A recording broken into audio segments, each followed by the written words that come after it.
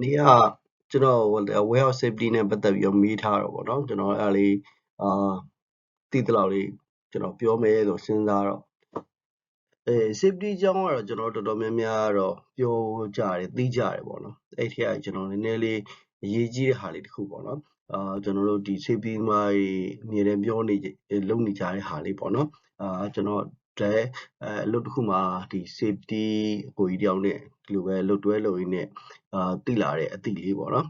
ဒါလေးပဲကျွန်တော် sharing လုပ်လိုက်မယ်လို့စဉ်းစားရတယ်ပေါ့နော်အဲ့ဒါလေးကတော့ဘာလဲဆိုတော့ကျွန်တော် emergency response plan ပေါ့နော်emergency response planning လို့လည်းတချို့ခေါ်ကြတာရှိတာပေါ့နော်အရေးပေါ်ကျွန်တော်တို့တုံ့ပြန်ဖို့အတွက်ဒါကြိုတင်ပြင်ဆင်ထားတဲ့ဟာပေါ့နော်တခုခုပေါ့နော်မီးလောင်သည်ဖြစ်စေငလျင်လှုပ်သည်ဖြစ်စေပေါ့ဟိုဟာမိုးတွေပေါ့နော်အကြောင်းမျိုးတစ်ခုရှိလာလို့ရှိရင်ကျွန်တော်တို့ဘာတွေလုပ်ကြမလဲဆိုတော့ပြင်ဆင်ထားမှုပေါ့နော် emergency response plan ဆိုတာရှိပါတယ်ဟုတ်ဒီဟာလေးကိုကျွန်တော် sharing လုပ်မှာပေါ့နော်ဒါလေးကိုပဲကျွန်တော်သိသလောက်လေးပြောပေးမှာပေါ့နော်ဟုတ်ဒီမှာကျွန်တော် definition လေးရေးထားသလိုပဲ emergency response plan in warehousing နဲ့ structure set of procedure ဆိုပြီးကျွန်တော်တို့ဒါ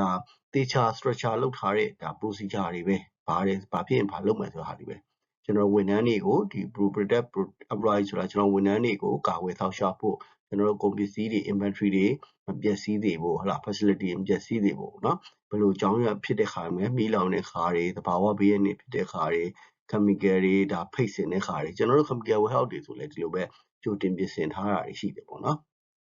်နောက်တခြားသောဒီ security threat ဆိုတာဒါတခိုးတယ်တို့ဘာဖြစ်တယ်တို့ဆိုရင်လည်းဘာတွေလုပ်ကြမလဲပေါ့နော်အဲ့တော့ဆိုလိုချင်တာကတော့အရေးပေါ်တစ်ခုခုဖြစ်ခဲ့လို့ရှိရင်ကျွန်တော်တို့ဘာလုပ်မလဲဆိုတဲ့ plan လေးလုပ်ထားတဲ့ဟာပေါ့နော်ကျွန်တော်အဲ့ဒါလေးကိုပဲကျွန်တော် sharing လုပ်မှာပေါ့နော်ဘာတွေကျွန်တော်တို့စဉ်းစားလို့ရမှာကြည့်အောင်ပေါ့နော်ဟုတ်လာ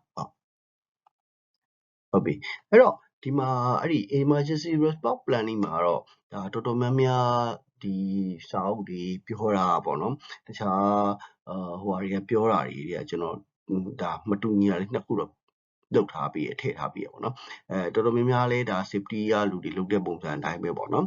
်ဒီမှာတစ်ခုကတော့သူပြောသွားတာလောက်ရမယ့်အဆင့်တွေကဘာတွေလဲဆိုတော့တဲ့ပထမဆုံးကကျွန်တော် risk assessment လုပ်ရမယ် risk assessment ဆိုရှင်းပါတယ်ကျွန်တော်တို့ဒီ warehouse ထဲမှာဖြစ်စေလားကျွန်တော်တို့ဒီလုပ်ငန်းပေါ်မှာဖြစ်စေဘယ်မှာဖြစ်စေဘယ်လိုအန္တရာယ်ရှိနိုင်လဲဆိုတာကျွန်တော်တို့အရင်ဆုံးဆန်းစစ်ရတာမျိုးပဲအဲ့လိုအန္တရာယ်တွေရှိတဲ့ဆန်းစစ်ပြီးတော့မှဒီအန္တရာယ်ကိုကျွန်တော်တို့ကဘယ်လို response လုပ်မလဲပေါ့ဒါမျိုးကသွားတာဟုတ်လားအဲ့တော့အဲ့ဒါပထမဆုံးကျွန်တော်လုပ်ရတဲ့ဟာဖြစ်တယ်နောက်တစ်ခုကတော့ emergency action plan ပေါ့နော်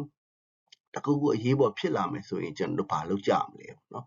ဒါဘိုးပေါ့နော်ဒီလို plan မျိုးရှိမယ်ကျွန်တော်အသေးသေးလေးတော့ပြီးတော့တစ်ချက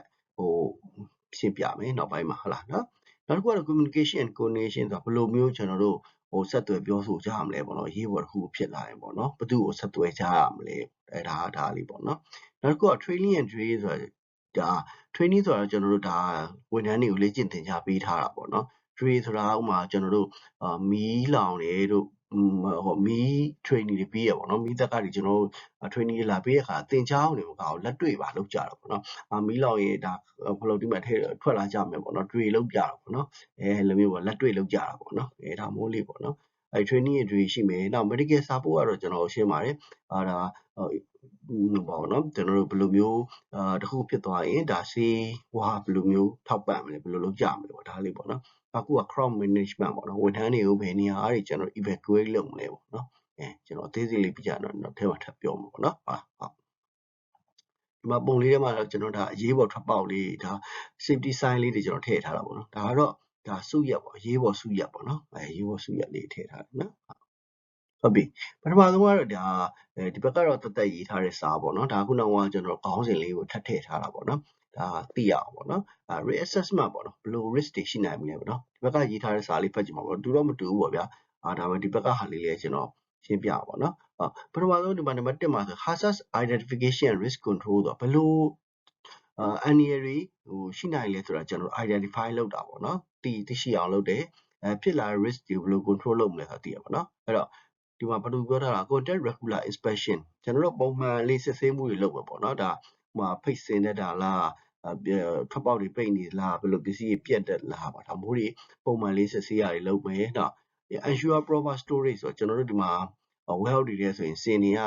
ခိုင်ခံ့မှုရှိရလားဒါမျိုးစစ်ဆေးတာပေါ့ weight တရားပို့ပြီးတင်ထားသလား chemical warehouse ဆိုရင်လည်းကျွန်တော်တို့ chemical တစ်ခုနဲ့တစ်ခုဆိုရင်ကျွန်တော်တို့6ပေတော့ဘာလို့ခြားရတာရှိလေဒါမှမဟုတ်တခြားခွဲခြားတာရှိရလားပေါ့နော်နောက်ပြီးလို့ရှိရင်ကျွန်တော်ဒီ forklift တွေရင်းနေဆိုရင်လည်းကျွန်တော်တို့ဒါမောင်းနေတဲ့အခါမှာဒါဘယ်လိုအန္တရာယ်တွေရှိနိုင်လဲကျွန်တော်တို့ဒီဘက်ကforklift တွေဆိုရင်လျှက်စစ်ဆိုရင်လည်းကျွန်တော်တို့ charging လုပ်တဲ့အခါဒါလိုမျိုးတွေကျွန်တော်တို့ကြည့်ရအောင်ပေါ့နော်ဒီအတွက်တွေလည်းကျွန်တော်တို့က risk identification လုပ်ကြရပါတယ်နော်ဟုတ်နောက်တစ်ခုကတော့ PPE compliance ဆိုကျွန်တော်တို့ဝန်ထမ်းတွေကတကယ် PPE တွေတိုင်းတာပြီးဝေးရလား safety shoe တွေဝေးရလားပေါ့နော်ကျွန်တော်တို့ safety supervisor တွေ manager တွေဆိုရင်တချို့ PPE checklist နဲ့ဒါတချို့ PPE ဟိုဟာတွေလိုက်ကြည့်ရတယ်ရှိပါတယ်ဟုတ်နောက် PPE ဝန်ထမ်းတွေဝတ်ဆင်မှုရှိမရှိလိုက်နာမှုရှိမရှိဒါမျိုးတွေပေါ့နော်နောက်တစ်ခုကတော့ safe work practice ဆိုတာဒီလိုပဲဒီမှာ forklift တွေရှိတယ်လို့ရှိရင်လည်းကျွန်တော်တို့ဒီမှာဒီရမောင်းတဲ့သူကဒီဖုန်းမပြောတာပေါ့နော်ဒါမျိုးတွေဖုန်းမပြောခိုင်းပေါ့နော်ဒါမျိုးတွေလိုက်နာရဲ့လားseat belt တက်ထားရဲ့လားပေါ့နော်မောင်းနေတဲ့ခါမှာလည်းအရှိန်ဘယ်လောက်နဲ့မောင်းလဲကျွန်တော်ဝက်ရောက်တဲ့ဆိုရင်ကျွန်တော်တို့12 km per hour ပေါ့နော်လောက်နဲ့မောင်းရဲ့လားကျွန်တော်တို့လမ်းမှာဖြတ်သွားဖြတ်လာတွေရှိလို့ရှိရင်အဲ့နေရာတွေကိုကျက်ရဲ့လားဒါမျိုးတွေကျွန်တော်ကြည့်တာပေါ့နော်ဟုတ်လားနော်ဒီမှာဆိုလဲကျွန်တော်တို့လေ့ကျင့်ပြီးသင်ကြားပေးရသူတွေပဲမောင်းခိုင်းနေဟုတ်လားထပ်ပြီးလိုအပ်လို့ရှိရင်ကျွန်တော် refresh training ပေးပြီးတော့ထပ်ပြီးသင်ကြားပေးရဒါမျိုးတွေလုပ်တာပေါ့နော်နောက်တစ်ခုကတော့ကျွန်တော်တို့ manual handling ဆိုတာကတော့ကျွန်တော်လူအားသုံးပြီးတော့တင်တာချရလုပ်တဲ့ခါကျလို့ရှိရင်လေဒါအဲ့ဒီအတိုင်းလိုက်နာရဲ့လားပေါ့နော်ဒါမျိုးတွေကြည့်မယ်မြင့်နေပါတက်တဲ့ခါကျလို့ရှိရင်လေကျွန်တော်တို့တကယ်ဒီကျွန်တော်တို့ဘယ်လိုပြောရမလဲဟိုဟာတွေဝတ်ဆင်ပြီးတော့တက်ရလားလမ်းရက်တွေပါတယ်ပေါ့နော်ကျွန်တော်တို့ဒီချိတ်တွေပါနေလူပြုတ်မကြအောင်ပေါ့နော်ချိတ်တွယ်ပြီးတော့ကျွန်တော်တို့တကယ် scissor lift တို့ပါတော့သုံးပြီးတော့အမြင့်တွေပါတက်တာဟုတ်ရဲ့လားပေါ့နော်ဒါမျိုးတွေကြည့်ရအောင်နော်အဲ့တော့ဒီခေါင်းတွေကတော့ဒါခုနကပြောသွားသလိုပဲ risk assessment လုပ်တာပါပဲဘယ်လိုအနေအထားရှိနိုင်လဲဒါမှကျွန်တော်တို့အဲ့ဟာတွေကိုနည်းနည်းကာကွယ်နိုင်မှာပေါ့နော်ဟုတ်ဒါကတော့ကျွန်တော်တို့ risk assessment က warehouse manager ကိုကျွန်တော်တို့ဒီ safety supervisor ကိုဒီလိုပဲလုပ်ကြရပါတယ်ဟုတ်နော်နောက်တစ်ခုကတော့ကျွန်တော်တို့ဒါ emergency action plan ဒါလေးကတော့ကျွန်တော်တို့နည်းနည်းအရေးကြီးတယ်ဗျဘယ်လိုအရေးကြီးလဲဆိုတော့ဒီကျွန်တော်တို့ warehouse အဝင်တွေမှာမြင်ရလိမ့်မယ်ကျွန်တော်တို့ဘယ်နေရာမှာကျွန်တော်တို့စုရက်ရှိတယ်မြေပုံကြီးနဲ့ချပြထားတယ်နော်ဘယ်ပေါက်တွေကထွက်ရမယ်ဒီလိုမျိုးတွေပေါ့နော်ဒါမျိုးတွေကတ်ထားတယ်ဆိုတာဒါ emergency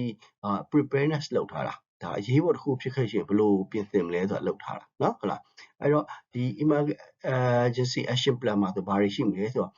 ဒီကျွန်တော်တို့အရေးပေါ်ထွက်ပေါက်တွေပြထားမယ် assembly point ဆိုတဲ့စုရက်တွေပြထားမယ်เนาะဒါမျိုးတွေကျွန်တော်တို့နောက်ပြီးတော့ drill ဆိုတဲ့ကျွန်တော် training တွေပေးထားမယ်လက်တွေ့လေ့ကျင့်တာတွေလုပ်ထားမယ်ပေါ့เนาะမီးပေးတို့ပါတော့ပေါ့เนาะဟုတ်အဲ့တော့နောက်ပြီးလို့ရှိရင် fire safety အတွက်ဆိုလည်းကျွန်တော်တို့မီးသတ်ဆေးဘူးတွေထိန်းထားမယ်ကျွန်တော်တို့ warehouse ထမှာဆိုလည်း smoke detector တွေပါထားမယ်ဒါမျိုးတွေလုပ်ထားတယ်ပေါ့เนาะပြင်ဆင်ထားတယ်နောက်ပြီးတော့ခုနကပြောသလိုပဲ first aid တွေပါကျွန်တော်တို့ထားပေးတယ်ပေါ့เนาะနော်ဟလာကျွန်တော်တို့ warehouse ကြီးတွေဆိုလို့ရှိရင်ကျွန်တော်တို့စီကံလေးတွေပါထားပေးရပေါ့နော်ဒါ emergency preparedness အတွက်ကျွန်တော်ပြင်ဆင်ထားတာပါဟုတ်training awareness ကတော့ရှင်းပါတယ်ဝန်ထမ်းအသစ်တွေလာတာဖြစ်ဖြစ်ဝန်ထမ်းအဟောင်းတွေပဲဖြစ်လိုအပ်လို့ရှိရင်ကျွန်တော်တို့ training တွေပေးတယ်မဖြစ်မနေတက်ရတဲ့ mandatory safety training တွေကျွန်တော်ပေးတယ်ပေါ့နော်နောက်လို့ရှိရင် two box talk ဆိုတာကျွန်တော်တို့ဒီလုပ်ငန်းတွေမှာဆိုရင်လုပ်ငန်းမစခင်မှာဒါဝန်ထမ်းတွေခေါ်ပြီးတော့ကျွန်တော်ဒါ safety နဲ့ပတ်သက်ပြီးတော့ရှင်းပြရတယ်ဟုတ်လားဖြစ်သွားတဲ့ဟာတွေဆိုလည်းပြောပြရတယ်လိုက်နာရမယ့်ဟာတွေရှောင်ကျဉ်ရမယ့်ဟာတွေဒါမျိုးတွေပြောတာပေါ့နော် two box talk လုပ်တယ်ပေါ့နော် safety talk လို့လည်းခေါ်လို့ရတယ်ပေါ့နော်နောက်တစ်ခုကတော့ကျွန်တော် warehouse တွေထဲမှာကျွန်တော်တို့ signage and label ဒီ signage ပေါ့နော် sign board တွေဘာတွေသေချာရှင်းရှင်းလင်းလင်းတတ်ထားတယ်လိုက်နာရမယ့်ဟာတွေကတ်ထားတယ်ပေါ့နော်ဒါမျိုးတွေနဲ့ကျွန်တော်တို့လုပ်ကြပါတယ်ဟုတ်နောက်တစ်ခုကတော့ဒီမှာဗာပြောထားလဲဆို continuous improvement ပေါ့နော်တောက်လျှောက်ကိုကျွန်တော်တို့ဒါပို့ပြီးတိုးတက်နေအောင်လုပ်သွားမယ်ပေါ့နော်ဘယ်လိုမျိုးတွေလုပ်နေလဲဆိုရင်အဖြစ်ပြက်တစ်ခုပေါ့နော် incident accident ဒါမျိုးဖြစ်လို့ရှိရင် reporting လုပ်မယ်ပေါ့နော်ထိန်ချံမထားဘဲနဲ့ပေါ့နော်ဒါမှပဲကျွန်တော်တို့ safety supervisor ကဘယ်လိုဟာမျိုးကတော့ကျွန်တော်တို့ဒါ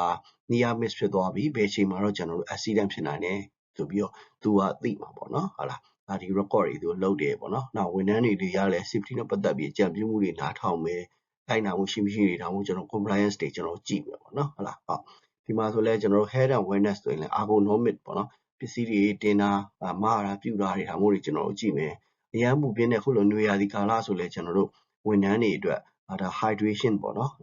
အရန်အပူထဲမှာလောက်ရတာမျိုးတွေဆိုရင်လည်းဒါမျိုးလေးကျွန်တော်ကြည့်မယ် respect တွေကြည့်မယ်ပေါ့နော်ဟုတ်လားဟုတ်နော်ဒါ ကြည့်မယ်ဒီမှာကတော့ကျွန်တော်ပြောထားသလိုပဲခုနကရှေ့မှာပြောခဲ့တဲ့ဟာပဲ medical support တွေပေါ့နော်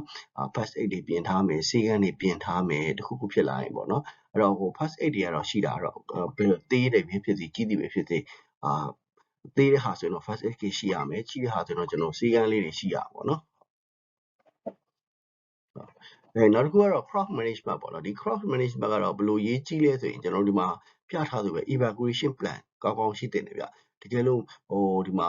သူတို့လည်းအားလုံးကိုလည်းလိုက်နာခိုင်းထားရမယ်လိုက်နာခိုင်းရမှာပေါ့နော်ဘယ်လိုမျိုးလဲဆိုတော့တကယ်လို့မီးလောင်မှုဖြစ်ခဲ့တယ်ဆိုလို့ရှိရင်ပထမဆုံးမလုပ်မလဲဆိုရင်ဟုတ်လားဒီကျွန်တော်တို့ assembly point တွေကိုသွားမယ်စုရက်တွေကိုသွားမယ်ဟုတ်လားပြေးလွှားပြီးမသွားကြနဲ့ပေါ့နော်ဒီချက်ပြီးတဲ့ခါကျရင်သွားမယ်ချင်းဖြည်းဖြည်းလေးချင်းထွက်ကြမယ်ပေါ့နော်ထွက်ကြမယ်ပြီးကြလို့ရှိရင်ရောက်တဲ့နေရာရောက်လို့ရှိရင်အဲ့စုရက်မှာရောက်ရင်ကျွန်တော်တို့လူစုမယ်လူစုပြီးလို့ရှိရင်အထက်ထဲမှာကြံခဲ့သူရှိလားပြန်စစ်မယ်ကိုယ်အဖွဲ့နဲ့ကို department နဲ့ကိုပြန်စစ်မယ်ပေါ့နော်ဒီလိုမျိုးတွေပေါ့နော်ပြီးကြတော့မှအထက်မှာရှင်းလင်းပြီးဝင်လို့ရပြီဆိုမှကျွန်တော်ဝင်မယ်ဝင်လို့မရဘူးဆိုလည်းဝင်လို့မရဘူးပေါ့နော်ဒါမျိုးလေးတွေပြန်ပြီးတော့ပြောတဲ့ဟာကိုကျွန်တော်နားထောင်မယ်ပေါ့နော်ဒီ crowd management ကအရေးကြီးတယ်ပေါ့နော်နောက်ပြီးလို့ရှိရင်နောက်တစ်ခုကမီးလောင်လို့ရှိရင်ကျွန်တော်မီးသက်ကိုဆက်ရမလား supervisor ကိုဆက်ရမလားဆိုတော့ကျွန်တော်အရင်တော့ဆို safety supervisor safety ကိုဆက်ရမလားပေါ့နော်အဲ့လိုမေးခွန်းတွေမိခဲ့နော်အဲ့လိုမျိုးတွေဖြစ်မှာဆိုလို့ကျွန်တော်တို့ကတော့ဒီ emergency response ပေါ့နော် response planning team လောက်ထားတယ်ပေါ့နော်အရေးပေါ်တစ်ခုခုဖြစ်ခဲ့လို့ရှိရင်ဘသူကိုဆက်ပါပေါ့နော်ဒီအဲ့ဒါကြောင့်မှသူတို့ကတခုခုဖြစ်ပြီးတော့အဲ့လူတွေဆက်ပြီးတော့အဲ့လူကမှဖွဲ့ထားတဲ့ဖွဲ့တွေကမှမီးတက်မဲ့လူကမီးတက်မယ်ဟုတ်လားမီးအဲ့လိုအဲ့ဖွဲ့ထဲမှာမပါတဲ့သူကမီးတက်စရာမလိုဘူးကိုယ့်ဘက်ကိုစုရက်ကိုပဲစုလာစရာလိုတယ်ပေါ့နော်စုရက်ကိုပဲထွက်လာဖို့လိုတယ်ပေါ့နော်ဘာလို့လဲဆိုတော့ဒီမီးမတက်တဲ့လူကမီးတက်သေးပြီးဖွင့်ပြီးတော့လက်ကားဟိုဖြစ်တယ်လေဟုတ်တယ်မလားကျွန်တော်တို့ဂျန်တဲ့လူတွေကဒီအဖွဲ့ထဲမှာ team ထဲမှာရှိတဲ့လူတွေကသိတယ်မီးတကယ်လောင်လို့ရှိရင်ဘယ်လိုလုပ်ရမလဲ training လည်းပေးထားပြီးသားပေါ့နော်အဲ့တော့ကျွန်တော်တို့အဲ့လို team တွေဖွဲ့ထားတာရှိတယ်ပေါ့နော်ဟုတ်ဒါလေးကတော့ကျွန်တော်ဒါဒီ emergency response planning နဲ့ပတ်သက်ပြီးတော့ပေါ့နော်summary နည်းနည်းအတူချုပ်လေးပေါ့အနှစ်ချုပ်လေးပေါ့ကျွန်တော်ပြောပေးတာပါဟုတ်ကျေးဇူးတင်ပါတယ်ခင်ဗျာ